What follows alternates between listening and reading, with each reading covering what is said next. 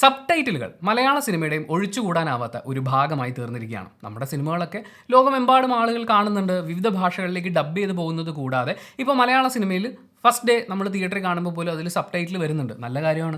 മലയാള ഭാഷ പൂർണ്ണമായി മനസ്സിലാക്കാൻ പറ്റാത്ത ആളുകളും കേരളത്തിൽ ചിലപ്പോൾ ഫസ്റ്റ് ഡേ സിനിമ കാണാൻ കയറും. അവർക്ക് ഇതൊക്കെ മനസ്സിലാവണ്ടേ? പക്ഷേ അതിൻ്റെ ഒരു ചെറിയ പ്രശ്നം എനിക്ക് ഫീൽ ചെയ്തത് ഇന്ന് പൊന്മാൻ എന്ന് പറയുന്ന സിനിമ കാണുമ്പോൾ ആനന്ദ് മന്മഥൻ്റെ ക്യാരക്ടർ പറയുന്ന ഒരു ഡയലോഗ് ഉണ്ട്. അതിന് ബേസിൽ പറയുന്ന ഒരു കൗണ്ടർ ഉണ്ട്. ആ കൗണ്ടർ ബേസിൻ്റെ വായി നമ്മൾ കേൾക്കുമ്പോൾ നമുക്ക് പെട്ടെന്നൊരു ചിരി വരും.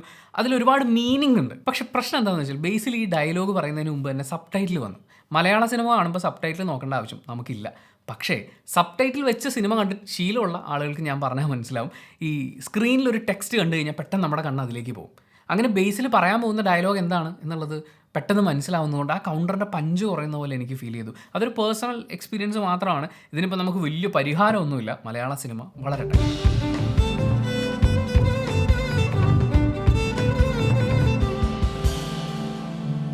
പൊന്മാനിലേക്ക് വരുമ്പോൾ ജ്യോതിഷ് ശങ്കർ സംവിധാനം ചെയ്ത ഈ സിനിമയുടെ ഒരു വലിയ തീം എന്ന് പറയുന്നത് ഇതിൻ്റെ സ്ത്രീധനമാണ്. നമ്മൾ ഒരുപാട് നിയമനിർമ്മാണം നടത്തിയിട്ടും ഒരുപാട് ബോധവൽക്കരണങ്ങൾ നടത്തിയിട്ടും സ്ത്രീധനവുമായി ബന്ധപ്പെട്ട പ്രശ്നങ്ങൾ കേരളത്തിൽ നിന്ന് ഒഴിയുന്നില്ല. അതുമായി ബന്ധപ്പെട്ട എത്രയോ വാർത്തകൾ നമ്മൾ കേൾക്കുന്നു. അതിൻ്റെ കാരണം എന്താണെന്ന് ആലോചിച്ചിട്ടുണ്ടോ?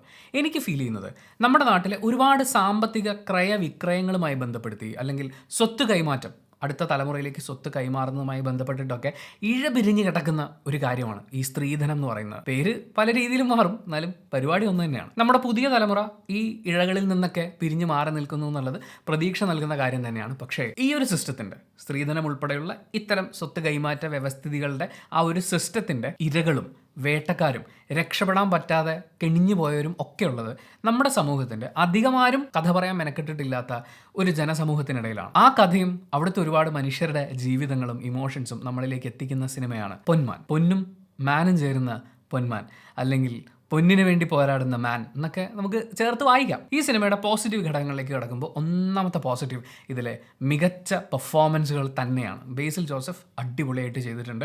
പ്രത്യേകിച്ച് വളരെ ഇൻറ്റൻസ് ഇമോഷണൽ സാധനങ്ങൾ കമ്മ്യൂണിക്കേറ്റ് ചെയ്യേണ്ട സ്ഥലത്ത് വരുമ്പോൾ അയാൾ വളരെ മനോഹരമായിട്ടത് ചെയ്തിട്ടുണ്ട്. പക്ഷേ ബേസിലിൻ്റെ ഇതുവരെ കണ്ടിട്ടുള്ള പ്രകടനങ്ങളിൽ നിന്ന് വളരെ വ്യത്യസ്തമായത്, നമുക്ക് ഭയങ്കര ചാർജ് തരുന്ന അങ്ങനെ ഒരു സംഭവം ഞാൻ പറയില്ല. പക്ഷേ ഈ കഥാപാത്രത്തിന് ബേസിൽ വളരെ രസമായിട്ട് തന്നെ സ്ക്രീനിൽ കൊണ്ടുവന്നിട്ടുണ്ട്. പിന്നെ പറയേണ്ടത് സജിൻ ഗോപു ആണ്. ഈ സിനിമയിൽ എനിക്കറിയില്ല അങ്ങേര് ചെയ്തതുകൊണ്ടാണോ ആ ക്യാരക്ടറിൻ്റെ ഇത്രയും ഡയമെൻഷൻസ് നമുക്ക് മനസ്സിലാവുന്നതെന്നാണ്. കാരണം ഇയാളൊരു വില്ലനായി നമുക്ക് കാണാം. പക്ഷേ അതേസമയം അയാളൊരു സിസ്റ്റത്തിൻ്റെ ഇരയായ ആളാണ്. അയാൾക്ക് വേറെ ഓപ്ഷൻ ഇല്ല.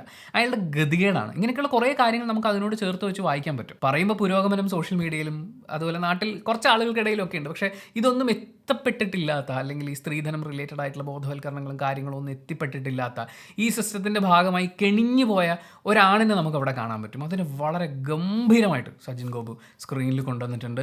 No words. അതായത് സജിൻ ഗോപുവിൻ്റെ ഇതിനു മുമ്പ് നമ്മൾ കണ്ടിട്ടുള്ള ഓരോ സിനിമകളും എടുത്ത് എണ്ണിപ്പെറുക്കി വെച്ച് കഴിഞ്ഞാലും അതിൽ നിന്നൊക്കെ ഡിഫറെൻ്റാണ് പൊന്മാനിലെ ഇയാൾ ചെയ്തിട്ടുള്ള മരിയാനോ എന്ന് പറയുന്ന ക്യാരക്ടർ. ഇതിലെ പേരുകളൊക്കെ ഭയങ്കര രസമാണ്. നായികയുടെ പേര് സ്റ്റെഫി ഗ്രാഫ്, മരിയാനോ, ബ്രൂണോ ആണ് നായികയുടെ അനിയൻ.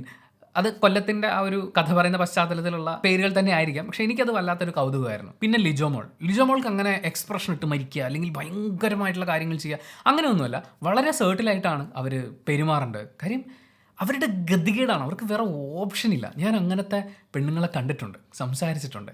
ആ ഒരു ലൈഫ് ഉണ്ടല്ലോ, ആ ലൈഫ് അവരെ കൊണ്ട് ചെയ്യിപ്പിക്കുന്ന കുറേ കാര്യങ്ങൾ, അതിനെയൊക്കെ എന്ത് കൂളായിട്ടാണ് ലിജോമോൾ ചെയ്തിട്ടുള്ളത്. പിന്നെ ആനന്ദ് മന്മഥൻ, പുള്ളി ഭാഗമായിട്ടുള്ള എല്ലാ സിനിമകളിലും പേരെടുത്ത് പറയുന്നതാണ്. നല്ലൊരു പെർഫോമറാണ്. നല്ല രീതിയിൽ തന്നെയാണ്. ഈ സിനിമയിൽ എനിക്കൊരു പോരായ്മയായിട്ട് ഫീൽ ചെയ്തത് എന്താണെന്ന് വെച്ച് കഴിഞ്ഞാൽ അദ്ദേഹത്തിൻ്റെ ഡയലോഗ് ഡെലിവറിയാണ്. ഇതിന് മുമ്പുള്ള സിനിമകളിലൊക്കെ ഉണ്ടായിരുന്ന ആ സെയിം പാറ്റേൺ ഓഫ് ഡയലോഗ് ഡെലിവറിയും പുള്ളി റിപ്പീറ്റ് ചെയ്യുന്നത് പോലെ തോന്നി. പ്രത്യേകിച്ച് ഇതിൽ വളരെ ഇമോഷണൽ ആയിട്ടുള്ള, അല്ലെങ്കിൽ ഈ അലറി വിളിച്ച് സംസാരിക്കുന്ന കുറേ കാര്യങ്ങളിലൊക്കെ ശബ്ദത്തിലും സംസാരത്തിലും ഡയലോഗ് മോഡുലേഷനിലൊക്കെ ശ്രദ്ധിക്കുകയാണെങ്കിൽ പെർഫോമൻസ് വൈസ് ആള് അടിപൊളി കേട്ടോ. ബ്രൂണോ എന്ന് പറയുമ്പോൾ ഇങ്ങനെ നിൽക്കുക എന്ന് പറയില്ലേ, അത് പുള്ളി അടിപൊളിയായിട്ട് ചെയ്തിട്ടുണ്ട്. എന്തിനേറെ പറയുന്നു, ഈ സിനിമയിൽ വെറുതെ കരണക്കുറ്റി നോക്കി ഒരു അടി കൊടുക്കാൻ വരുന്ന ഒരു ക്യാരക്ടറുണ്ട്. അയാൾ പോലും അടിപൊളിയായിട്ട് ചെയ്തിട്ടുണ്ട്. ഇതിലെ കൂട്ടുകാർ എന്ത് രസമായിരുന്നു. പിന്നെ ഇതിനകത്തുള്ള അമ്മമാർ, ജയാക്കുറുപ്പ്, അവർ വളരെ രസമായിട്ട് ആ ക്യാരക്ടർ ചെയ്തിട്ടുണ്ട്. മറ്റൊരു അമ്മ കഥാപാത്രത്തിന് ചെയ്തിട്ടുള്ളത് സന്ധ്യ രാജേന്ദ്രനാണ്. വളരെ സിമ്പിളായി, അതായത് ചില സമയത്ത് അപേക്ഷയാണ് നമുക്ക് അവരോട് എന്നാൽ പിന്നെ അങ്ങനെ ആയിക്കോട്ടെ എന്ന് തോന്നും. പക്ഷേ ചില സമയത്ത് ഒരു ഉടായ്പാണോ എന്ന് നമുക്ക് തോന്നും. ഈ പറയുന്ന രണ്ട് സാധനത്തിൻ്റെ ഇടയിൽ നിന്നുകൊണ്ട് ആ ക്യാരക്ടറിന് ഡെലിവറി ചെയ്യാന്ന് പറയില്ലേ, അവരുടെ അവസ്ഥകളിൽ അവർ പാവമാണ്, അവർക്ക് വേറെ വഴിയില്ല. പക്ഷേ അവർ കള്ളത്തരം കാണിക്കേണ്ട, അല്ലെങ്കിൽ കുറച്ച് ഉടായ്പൊക്കെ ആയിട്ട് ചിന്തിക്കേണ്ട, അല്ലെങ്കിൽ പിടിവിട്ട് പോയി ചിന്തിക്കേണ്ട സാഹചര്യങ്ങളൊക്കെ വരുമ്പോൾ എന്ത് രസമായിട്ടാണ് ചെയ്തത്. ചുമ്മാ ഒന്നും അല്ലേ, ഒരു നാഷണൽ അവാർഡ് അവരുടെ പേര് കിടപ്പുണ്ട്. ആരാണെന്ന് അന്വേഷിച്ച് നോക്കി അറിയാൻ പറ്റും. സന്ധ്യ രാജേന്ദ്രൻ വളരെ ചെറിയ ക്യാരക്ടർ, വളരെ സിമ്പിളായി വളരെ ഗംഭീരമായിട്ട് അവർ സ്ക്രീനിൽ എത്തിച്ചു. അങ്ങനെ കുറേ മികച്ച പ്രകടനങ്ങളെ അടയാളപ്പെടുത്തുന്ന സിനിമ കൂടിയാണ് പൊന്മാൻ. രണ്ടാമത്തെ പോസിറ്റീവ് ഇതിൻ്റെ ബാക്ക്ഗ്രൗണ്ട് സ്കോർ. മ്യൂസിക് ജസ്റ്റിൻ വർഗീസാണ് ചെയ്തിട്ടുള്ളത്. നോ വേർഡ്സ്, അടിപൊളി. ഈ സാധനം ഇങ്ങനെ പടച്ച് കയറി പോകുന്നതിൻ്റെ ഒരു സംഭവമൊക്കെ ഉണ്ട്. അതുപോലെ തന്നെ ഇതിൻ്റെ വിഷ്വൽസും നമ്മൾ എടുത്ത് പറയേണ്ടതാണ്.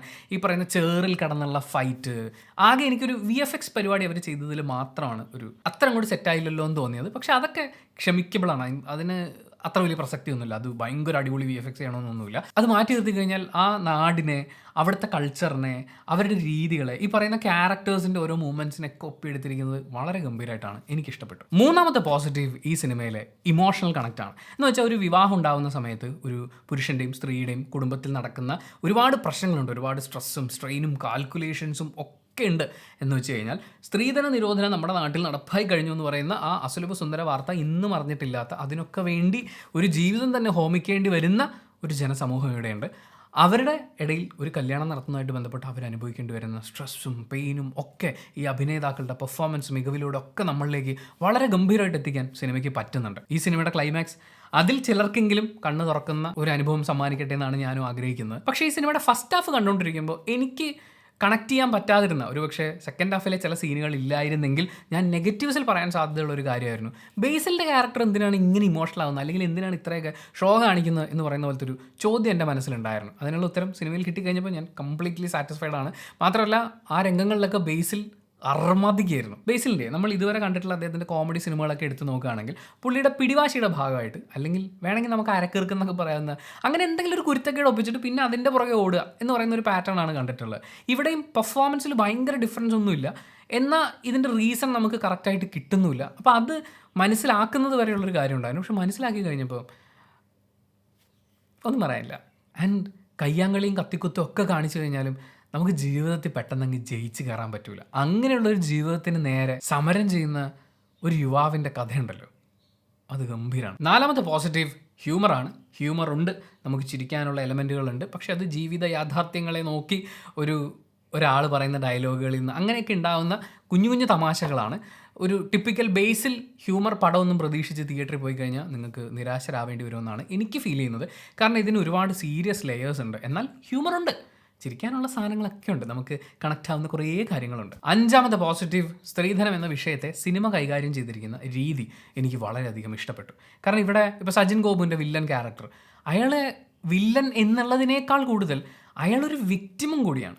ഈ പറയുന്ന സ്ത്രീധനത്തിൻ്റെ അങ്ങോട്ടും ഇങ്ങോട്ടുമുള്ള ഒഴുക്കിനിടയിൽ അങ്ങനെ നിൽക്കേണ്ടി വരുന്ന എന്തൊക്കെയോ നേരും നെറിയൊക്കെ അയാളിലുണ്ട്. പക്ഷേ അതിനെയും മാറ്റി വെച്ച് എന്താ പറയുക, സ്വന്തം അഭിമാനം വരെ പണയം വെച്ച് നിൽക്കേണ്ടി വരുന്നൊരു സാഹചര്യത്തിൽ അയാളെ കൊണ്ടെത്തിക്കുന്ന ഈ ഒരു സിസ്റ്റം ഉണ്ട്.